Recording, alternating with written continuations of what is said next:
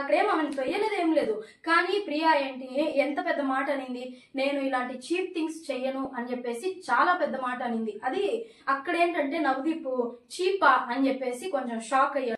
Hello అందరికి, ముందుగా వీడియోని లైక్, షేర్ అండ్ మన ఇస్తాన్ అఫీషియల్ ఛానల్ అయితే సబ్స్క్రైబ్ చేసుకోండి. ఈ రోజు మనం ఎపిసోడ్ 10 ఆఫ్ అగ్ని పరీక్ష గురించి క్లారిటీగా మాట్లాడేసుకున్నాము. అక్కడ జరిగిన గేమ్ కానివ్వండి, ఎవ్రీథింగ్ అన్ని కూడా మనం క్లారిటీగా మాట్లాడుకుంటూ అండ్ అందులో నుంచి సింపుల్ గా ఎక్స్ప్లెనేషన్స్ కూడా ఇచ్చుకుంటూ వెళ్ళిపోదాము. సోది సుత్తి ఏం లేకుండా వీడియో ఎండ్ దాకా చూసి ఎంజాయ్ చేసేయండి, ఓకేనా? ఇవాళ వచ్చేసి నిన్న ఎపిసోడ్ ఇన్కంప్లీట్ గా ఆగిపోయింది కాబట్టి ఈ రోజు ఎపిసోడ్ కొంచెం సీరియస్ గా వచ్చింది, సీరియస్ గా స్టార్ట్ అయింది మొత్తం ఇంట్రొడక్షన్ కూడా. అండ్ అలాగే వచ్చిన వెంటనే జడ్జెస్ రావట్లేదని శ్రీముఖి వచ్చి చెప్పడం, వాళ్ళ టెన్షన్ పడిపోవడము, ఆ తర్వాత వాళ్ళని కన్విన్స్ చేసి వెళ్లి జడ్జెస్ ని తీసుకురావడము, అంతా నీట్ గానే జరిగింది. కంటెస్టెంట్స్ తో ప్రామిస్ వేయించుకొని ఈ అమ్మాయి వెళ్లి జడ్జెస్ ని తీసుకొచ్చింది. ఇదంతా ఒక స్క్రిప్ట్, మొత్తం కొంచెం చిన్న సీన్ క్రియేట్ చేద్దాం అని చెప్పేసి వాళ్ళంతా ఒక చిన్న స్క్రిప్ట్ అయితే ప్లే చేశారు. అది వర్కౌట్ అయిపోయింది వాళ్ళకి. అండ్ అలాగే వీళ్ళు జడ్జెస్ వచ్చేసారు, వాళ్ళ క్లారిటీ వాళ్ళకి ఇచ్చేసిన వెంటనే ఎల్లో కార్డ్ గురించి కూడా మాట్లాడాడు నవదీప్. ఇంకా అక్కడ వచ్చేసి ఇట్లా స్టార్టింగ్ లోనే మనీష్ కి ఇండైరెక్ట్ గా కానివ్వండి, డైరెక్ట్ గా కానివ్వండి వార్నింగ్స్ వెళ్ళడము, అంతా మనీష్ కి దెబ్బ మీద దెబ్బ పడుతుందేమో అనే ఫీలింగ్ నాకైతే వచ్చింది.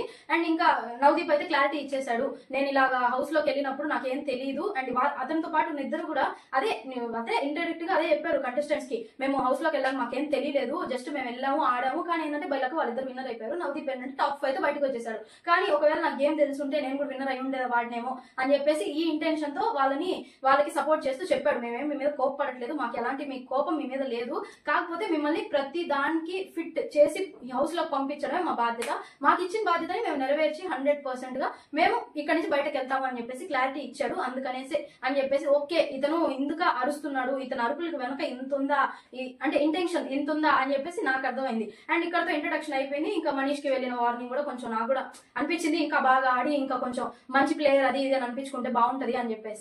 అండ్ ఇక్కడతో నెక్స్ట్ వచ్చేసి ఎవ్రీడే జరిగినట్టే లీడర్ సెలక్షన్ అయితే స్టార్ట్ అయిపోయింది. లీడర్ ని సెలెక్ట్ చేసుకోండి అని చెప్పేసి అంత బాగానే చెప్పారు. ఇంకా ఒకరు ఫస్ట్ ముగ్గురు వచ్చేసి ఆ తర్వాత ఆ ముగ్గురు ఒక గ్రూప్ అయిపోయి ఆ గ్రూప్ నుంచి ఒక లీడర్ బయటకు వచ్చి ఇంకో ముగ్గురిని లాగి వాళ్ళ నుంచి ఒక లీడర్ బయటకు వచ్చి ఇలా మొత్తం లీడర్స్ అయితే ఫామ్ అయిపోయారు. ఆ లీడర్స్ ని గ్రూప్ చేస్తారు. అండ్ ఈ లీడర్స్ ని ఫామ్ చేసుకునే ప్రాసెస్ లో చిన్న చిన్న మాటలు వచ్చినాయి, గొడవలు వచ్చినాయి, అంత కామనే. ఎందుకంటే వాళ్ళంతా ప్రీ ప్లాన్డ్ గా చేశారు కాబట్టి అంత కామనే, నార్మలే. కానీ ఇక్కడ ప్రీ ప్లాన్డ్ గా చేసినా, స్క్రిప్టెడ్ గా చేసినా, ఎలా చేసినా కూడా ఈ 15 మెంబర్స్ లో ఈ అగ్ని పరీక్ష గేమ్ పైన ఫుల్ క్లారిటీ ఉన్న వ్యక్తి హరిత హరీష్, మాస్క్ మ్యాన్ అని చెప్పేసి నా పర్సనల్ ఫీలింగ్. అండ్ మీకు ఎలా అనిపించింది, మీకు ఎవరికి గేమ్ మీద ఫుల్ పట్టుంది అని చెప్పేసి మీరు అనుకుంటున్నారో వాళ్ళ పేరునైతే కామెంట్ చేయండి, ఒక్కనేమి కామెంట్ చేయండి. అండ్ ఇంకొక విషయం వచ్చేసి ఈ లీడర్షిప్ మొత్తం ఫామ్ అయిపోయిన తర్వాత డిమాండ్ పవన్ కూడా కొంచెం ఎందుకో నాకు ఫిజికల్లీ ఫిట్ అని చెప్పేసి నాకు అర్థమైంది. ఫిజికల్లీ ఫిట్టే, ఓకే అందరికీ తెలుసు. కానీ ఏంటంటే అతను కన్ఫ్యూజింగ్ లో ఉన్నాడు ఇంకా అని చెప్పేసి, అంటే అతనికి ఒక క్లారిటీ రావట్లేదు. ఎందుకంటే 10 ఎపిసోడ్స్ అయిపోయినాయి ఆల్మోస్ట్, ఇంకా టైం లేదు హౌస్ లోకి వెళ్ళే అంత టైము, ఇంకా వీళ్ళు ప్రిపేర్ అయ్యే అంత టైం లేదు. ప్రిపేర్డ్ గా ఉండే టైం ఇది, కానీ ఇంకా వాళ్ళు కంటిన్యూయింగ్ లోనే ఉన్నారు కానీ కన్ఫర్మేషన్ గా లేరు. ఓకే మేము ఆడగలుగుతాము అన్న ఒక పక్క కాన్ఫిడెన్స్ తో అయితే లేరు అక్కడ. డిమాండ్ పవన్ కూడా అందులో ఒకడే. సో దాని గురించి ఈ చిన్న మాటలో నేను ముగించేశాను. అంటే అది నేను ల్యాగ్ చేయొద్దు. సో అందుకనేసి ఇంకా ఈ లీడర్షిప్ ఇదైతే అయిపోయింది. ఇంకా గేమ్ లోకి వెళ్ళిపోతే ఈ రోజు మాత్రం ఆ పరీక్ష ఈ పరీక్ష అనేం కాకుండా నార్మల్ గా ఒక గేమ్ అని చెప్పేసి అయితే స్టార్ట్ చేశారు. ఈ గేమ్ వచ్చేసి రియల్ ఆర్ ఫేక్ అని చెప్పి ఒక పేరు పెట్టేశారు. ఇంకా అక్కడ ఫామ్ అయిన గ్రూప్స్ నుంచి లీడర్స్ ని లాక్కొని ఆ లీడర్స్ కాస్త లీడర్స్ అయిపోయారు కదా, ఇంకా వాళ్ళందరూ ఏంటంటే గ్రూప్స్ గా ఫామ్ అయిపోయారు. 3 గ్రూప్స్ గా ఫామ్ అయిపోయి టోటల్ గ్రూప్స్ అంతే అయిపోయారు. ఇంకా వాళ్ళకి గ్రూప్స్ కి కలర్ నేమ్స్ పెట్టడం అంతా నీట్ గానే జరిగింది. ఇంకా అక్కడ టాస్క్ అయితే స్టార్ట్ అయిపోయింది. ఈ రియల్ ఆర్ ఫేక్ ఏంట్రా అని అనుకుంటే ఒక 2 ఆబ్జెక్ట్స్ ఉంటాయి, అందులో రియల్ ఆర్ ఫేక్ తాకడానికి అంతా చేయడానికి వీల్లేదు, జస్ట్ చూడటము. ఒకవేళ అక్కడ కనుక మనుషులు వస్తే అంటే ఒక క్లాసికల్ డాన్సర్ ఫర్ ఎగ్జాంపుల్ ఇద్దరిని పిలుస్తారు, వాళ్ళు ఏదైనా ఒక్క క్వశ్చన్ మాత్రమే అడగొచ్చు, ఒక్కొక్కరికి ఒక్కో ఛాన్స్ మాత్రమే ఉంటుంది, ఒక్క క్వశ్చన్ మాత్రమే అడగొచ్చు. ఆ క్వశ్చన్ ద్వారా వాళ్ళ నోట్ల నుంచి వచ్చే ఆన్సర్ ని బట్టి ఎవరు రియల్ ఎవరు ఫేక్ అన్నది వీళ్ళు మైండ్ గేమ్ కాబట్టి మైండ్ వాడి వీళ్ళు ఆన్సర్ రాసి అక్కడ పెట్టుకోవాలి. ఇంకా ఎవరు గెలుస్తారు ఎవరు ఓడతారు అన్న విషయం పక్కన పెడితే ఈ గేమ్ క్లారిటీ అయితే ఇది. అండ్ అలాగే నీట్ గా సాగిపోతుంది గేమ్ అన్న టైంలో శ్రీజ అయితే శ్రీజ గేమ్ చూసాక నాకు అనిపించింది అంటే లాస్ట్ ఒక 2 ఎపిసోడ్స్ 3 ఎపిసోడ్స్ ఏమో కదా, అమ్మాయి చాలా బాగా ఆడింది. సో అలాగే జడ్జెస్ కూడా ఇంప్రెస్ అయ్యారు. అండ్ అదే కొంచెం అంటారు కదా 4-5 సార్లు బాగా గెలిస్తే అదొక ఓవర్ కాన్ఫిడెన్స్ వస్తుంది. అండ్ ఇంకా మనకి ఎవరు సాట్ లేరు, మనం వెళ్ళిపోవచ్చు దూసుకొని అన్న రీతిలో శ్రీజ కొంచెం ఓవర్ స్ట్రాటజీ, అంటే కావాలని చేసింది అనట్లేదు, ఇంకా నేనేం చేసినా నేను గెలిచేస్తాను అన్న రీతిలో ఆ అమ్మాయి కొంచెం ఓవర్ స్ట్రాటజీ ఓవర్ కాన్ఫిడెన్స్ తో ఉంది గేమ్ లో అని నాకు అనిపించింది. సో అక్కడ కొంచెం బోల్తా పడిందని అనుకున్నా. అండ్ అబ్జర్వేషన్ లో నాకు సాటి లేరు అని చెప్పేసి స్కెచ్ ఆర్టిస్టులు వచ్చారు. స్కెచ్ ఆర్టిస్టులు వస్తే మన నాగా వచ్చేసి వాళ్ళ మూవ్మెంట్ ని క్యాప్చర్ చేసి ఆన్సర్ రాసేసి జడ్జెస్ దగ్గర ఇంప్రెస్ అయిపోయాడు.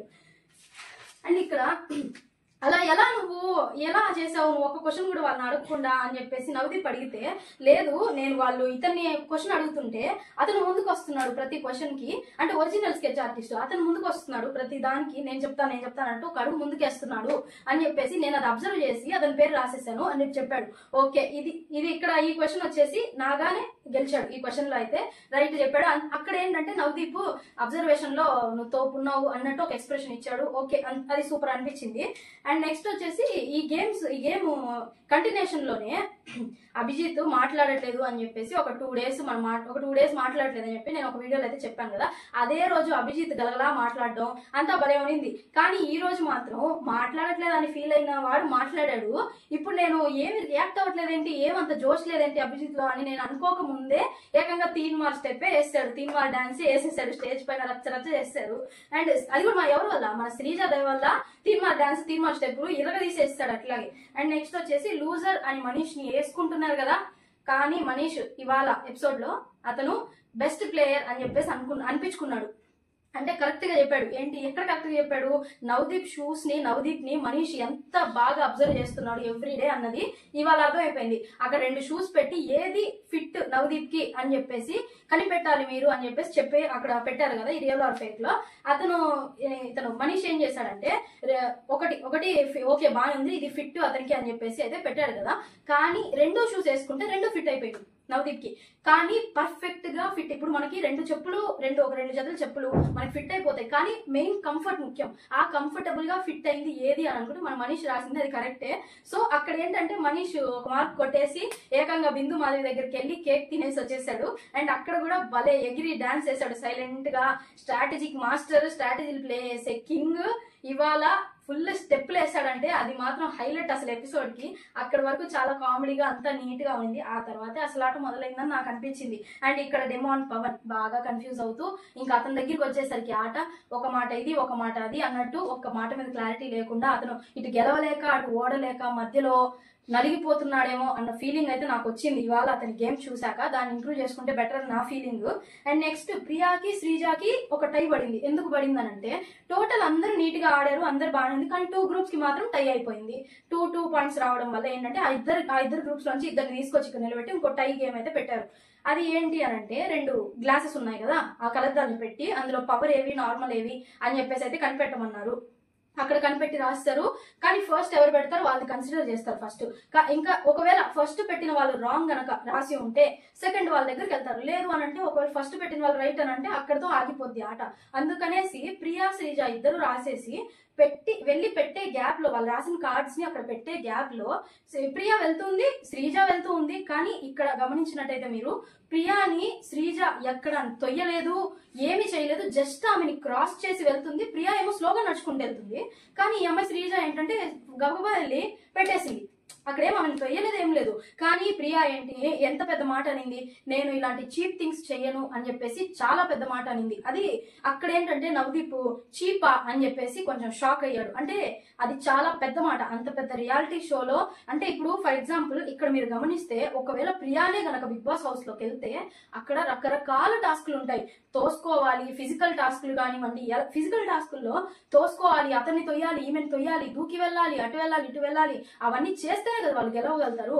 దాన్ని చీప్ అని అనుకునే ఒక అమ్మాయి ఇంత దూరం వచ్చింది, అసలు ఎలా వచ్చింది ఇంత దూరం నాకు అర్థం కాలేదు. అండ్ ఇక్కడ నుంచి ఇలాంటి మాటలు మాట్లాడుతూ చీప్ గా బిహేవ్ చేసే ప్రియా హౌస్ లోకి ఎలా వెళ్తుందో నాకైతే అసలు అర్థం కావట్లేదు. ఇక్కడ మాత్రం ప్రియా చాలా పడిపోయింది క్యారెక్టర్ వైజ్ గా అని నాకు అనిపించింది. అండ్ అలాగే శ్రీజ మాత్రం అక్కడ ఏం సీన్ క్రియేట్ చేయకుండా ఓకే నేను ఇలాగే ఆడతాను, ఇది నా స్ట్రాటజీ, అది ఇది అని చెప్పేసి స్మూత్ గా ఆన్సర్ ఇచ్చేసి అక్కడ ఏం సీన్ క్రియేట్ చేయకుండా దాన్ని ఆ సిచ్యువేషన్ ని స్మూత్ గా ఇంటెలిజెంట్ గా నార్మల్ గా హ్యాండిల్ చేసిన విధానం నాకు చాలా బాగా నచ్చింది నిజంగానే.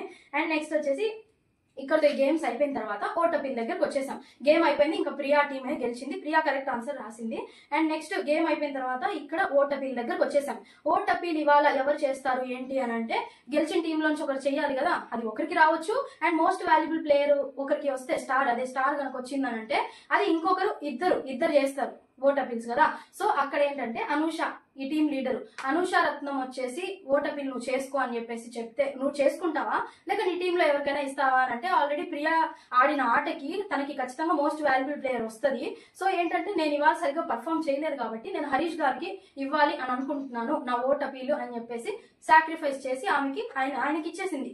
ఓకే, అక్కడితో బాగుంది కదా. యాజ్ ఏ లీడర్ గా ఆ అమ్మాయి చేసింది బాగానే జనాల్ని మెప్పించింది. కానీ ఒక కంటెస్టెంట్ గా చూసుకుంటే ప్రతి ఓట్ అపీల్ కూడా చాలా ఇంపార్టెంట్. ఎందుకనంటే అది నేరుగా జనాల్లోకి వెళ్ళేది కాబట్టి చాలా ఇంపార్టెంట్. కానీ సాక్రిఫైసెస్ వద్దు అని చెప్పేసి జడ్జెస్ ఫస్ట్ నుంచి చెప్తున్న మాటలే ఇవి. దాన్ని కూడా అమ్మాయి లెక్క చేయకుండా నేను సాక్రిఫైస్ చేసేస్తాను, నా ఓటు నాకు వద్దు అని చెప్పి ఆయనకి ఇచ్చేసిన విధానం అయితే అక్కడ అసలు కరెక్ట్ కాదని అనిపించింది. అంటే ఇప్పుడే నువ్వు ఇక్కడ సాక్రిఫైసెస్ చేసుకుంటుంటే రేపు హౌస్ లోకి వెళ్ళాక కప్పు గెలిచి అంత దూరం వెళ్ళాక నువ్వు సాక్రిఫైస్ చేస్తావా అంటే నేను చేయనని అంటారు. కానీ చిన్న చిన్న వాటి దగ్గరే నువ్వు నిలబడలేని మనిషివి, అంత పెద్ద దగ్గరికి వెళ్ళి నువ్వు ఎలా నిలబడగలుగుతావు అని చెప్పేసి జనాలు ఓటు వేయడానికి కూడా ఆలోచిస్తారు అని నాకు ఇక్కడ అర్థమైంది. అండ్ ఇక్కడతో నెక్స్ట్ గేమ్స్ అయిపోయినాయి. ఇంకా ఓట్ అపీల్స్ అని హరీష్ గారు అయితే ఇచ్చేసారు. అండ్ నెక్స్ట్ ఎల్లో కార్డు వచ్చింది. ఈ రోజు దాలియాకి వచ్చింది ఎల్లో కార్డు. ఎలాగో ఈ రోజు మనీష్ అయితే తప్పించేసుకున్నాడు ఎల్లో కార్డు నుంచి, అమ్మయ్య అని అనిపించింది నాకు. అండ్ దాలియాకి వచ్చింది ఎల్లో కార్డు. కానీ ఏంటంటే అమ్మాయి ఇవాళ అసలు ఎక్కడ గేమ్ లో కనిపించలేదు. ఒకవేళ ఆ అమ్మాయి ఆడిన కొద్ది గేమ్ లో కూడా ఆలోచన లేకుండా తొందరపాటు వల్ల తను చేసుకున్న తప్పే ఈ రోజు ఆమెకి ఎల్లో కార్డు వచ్చింది. అది కూడా జడ్జెస్ క్లారిటీగా చెప్పి నవదీప్ ఎల్లో కార్డ్ ని ఇచ్చాడు. నెక్స్ట్ టైం రిపీట్ అయితే మాత్రం you're out of the game అని చెప్పి you're out of the show అని చెప్పేసి కార్డ్ అయితే ఇచ్చేసారు. And next worst player yellow card రెండు ఒకటి అమ్మాయికి ఇచ్చేసారు. మోస్ట్ వాల్యుబుల్ ప్లేయర్ వచ్చేసి ప్రియాకే వచ్చింది. ప్రియా ఓట్ అపీల్ చేసుకునింది. అండ్ ఇక్కడతో ఓట్ అపీల్ కానివ్వండి, గేమ్ కానివ్వండి, ఎవ్రీథింగ్ కంప్లీటెడ్ కదా. ఇదంతా ఒక ఎత్తు అయితే ఇంకొక మ్యాటర్ మీతో షేర్ చేసుకుంటాను చూడండి. ఇంత మాట్లాడాను కదా నేను, ఇక్కడ ఎక్కడైనా వేరే కంటెస్టెంట్స్ గురించి కాసేపు పక్కన పెడితే ఎవ్రీడే హుషారుగా ఉండే షకీబ్ కి ఇవాళ ఏమైంది నాకు ఏమీ అర్థం కాలేదు. ఈ రోజు షకీబ్ ఎక్కడా ఏమీ మాట్లాడలేదు, సైలెంట్ గా ఉన్నాడు. అసలు గేమ్ లో ఉన్నాడా లేదా అని మనమే షకీబ్ ని వెతుక్కునేలా చేశాడు షకీబ్ ఈ రోజు అయితే. ఇలా ఉంటే చాలా కష్టం. ఎందుకంటే ఫస్ట్ ఎంత అఫీషియల్ పోల్ అయినా అన్అఫీషియల్ పోల్ అయినా ఓటింగ్స్ లో ఒక్కసారి పైకి రేగిన తర్వాత నువ్వు ఇంకా అంతే నాకే ఓట్లు పడిపోతాయి అని అనుకున్న భ్రమలో నువ్వు సరిగ్గా ఆడకుండా ఉండడం అన్నది ఇది అసలు కరెక్ట్ కాదు అని నాకు అనిపించింది. అతను ఇంప్రూవ్ చేసుకుంటే చాలా బాగుంటది అని చెప్పేసి నాకైతే అనిపించింది. అండ్ ఇవాళ ఈ వీడియోలో నేను చెప్పాలనుకున్నంత మీకు క్లారిటీ ఎక్స్ప్లెయిన్ చేశాను. అండ్ మీరు ఇంకొకసారి కూడా ఎపిసోడ్ వెళ్ళి నీట్ గా చూసి మీకు నచ్చిన కంటెస్టెంట్ కి కాకుండా మోస్ట్ డిజర్వబుల్ కంటెస్టెంట్ కి మాత్రమే ఓట్ వేసి హౌస్ లోకి పంపించడానికి ఓటింగ్స్ వేయండి. And everybody be ready on September 7th 7 PM grand launch Bigg Boss season 9 అయితే జరగబోతుంది. దాని గురించి వచ్చిన అప్డేట్స్ ఎవ్రీథింగ్ నేను లాస్ట్ వీడియోలో అయితే చెప్పాను. ఇంకా నెక్స్ట్ కొన్ని అప్డేట్స్ అయితే వస్తున్నాయి సెలబ్రిటీ కన్ఫర్మేషన్స్ పైన. అండ్ వాటి గురించి కూడా ఫుల్ క్లారిటీతో నేను ఇంకో వీడియో కూడా నేను తీసి పెట్టడానికి నేను ట్రై చేస్తాను. ఓకేనా? ఇంతవరకు చూసి ఉంటే మీకు ఖచ్చితంగా వీడియో నచ్చే ఉంటుంది. లైక్ చేయడం మాత్రం అస్సలు మర్చిపోవద్దు. సబ్స్క్రైబ్ కూడా చేసుకోండి అండ్ షేర్ చేస్తే ఇన్ఫర్మేషన్ నలుగురికి తెలుస్తుంది. సో షేర్ కూడా చేసేసేయండి. ఓకేనా? నెక్స్ట్ వీడియోలో కలుసుకుందాం. చలో రైట్, టాటా.